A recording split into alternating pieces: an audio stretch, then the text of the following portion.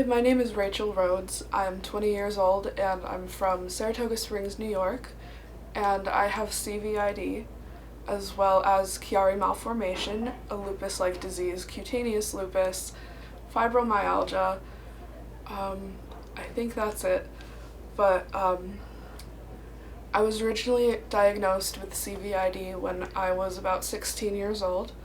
The first time around, we actually thought it was a misdiagnosis because my doctor wasn't familiar with the disease, and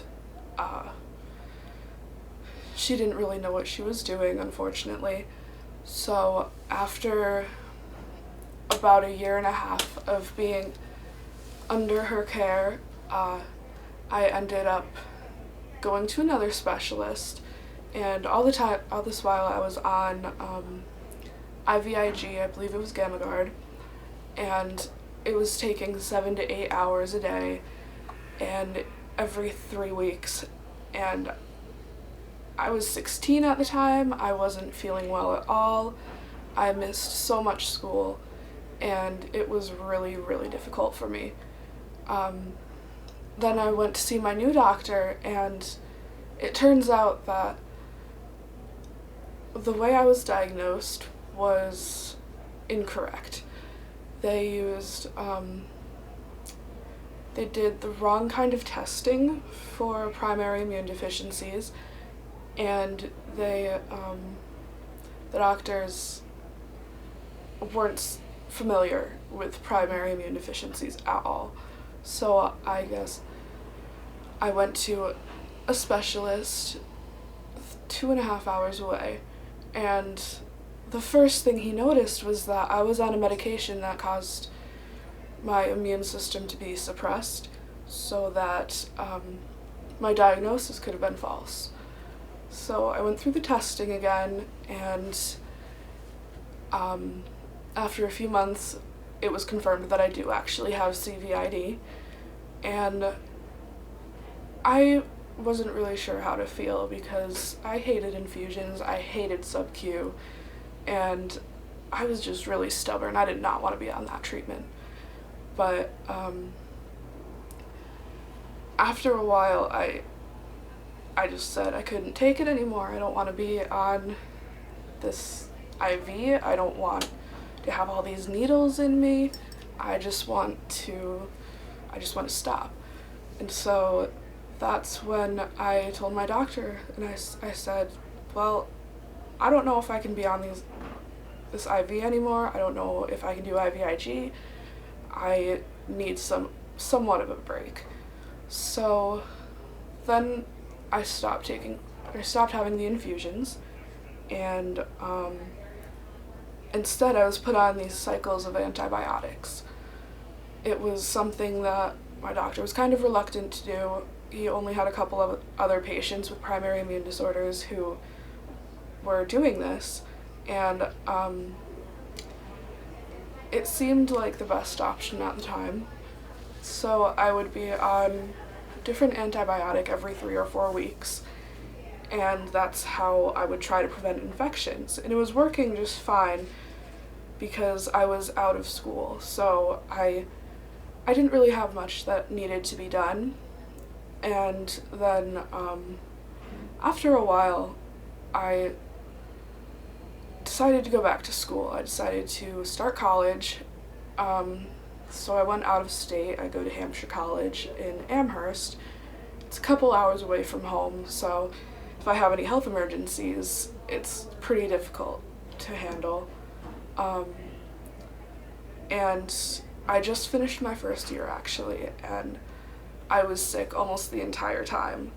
I was on so many medications, so many antibiotics. I had a couple ER visits, a couple visits to urgent care, and it was stressful, and I couldn't get out of bed. It wasn't really a way I wanted to live my life.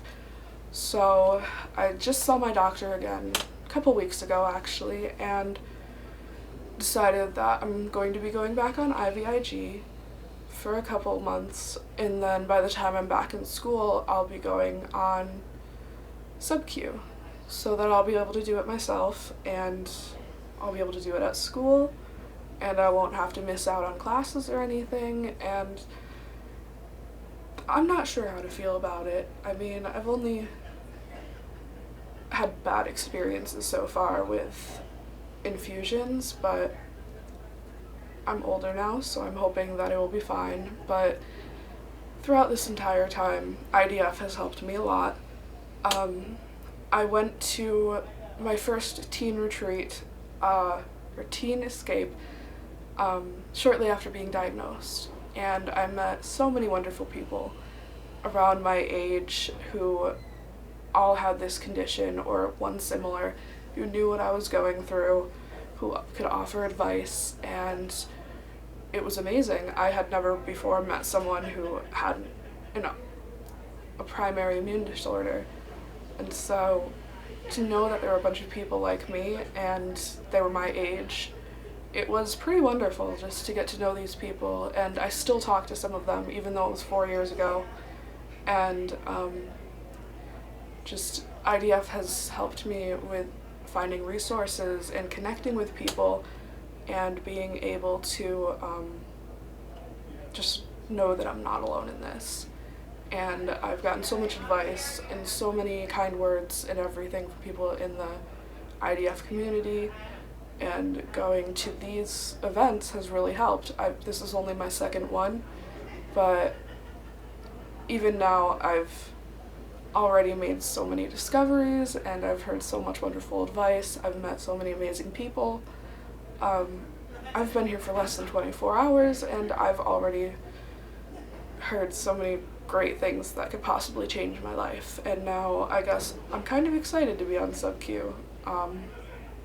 As strange as that may sound, I mean, I've been sick since I was about 12 years old, and I've just been through so much, and I just can't wait to be feeling better, and I'm excited to know all these people who have this condition and who are willing to offer advice and are willing to help me out. And I'm just really thankful for IDF and that I could have these people and make these friendships, and to know I'm not alone is one of the greatest feelings. And yeah, just really glad that I've gone to these retreats and escapes, and they've been really helpful.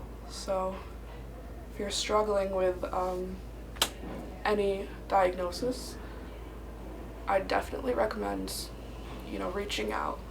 And even if it's just online, you can find so many people who are just like you, who have bad days too, who know what it's like. And it's great. And you can make so many new friends and connections, and I hope this video helped, and I just wish anyone who sees this the best, and know that even if it's hard now, things will get better and you will find people you connect with, and you're gonna fight this disease and you're gonna win. And I think that's it. Thank you for watching.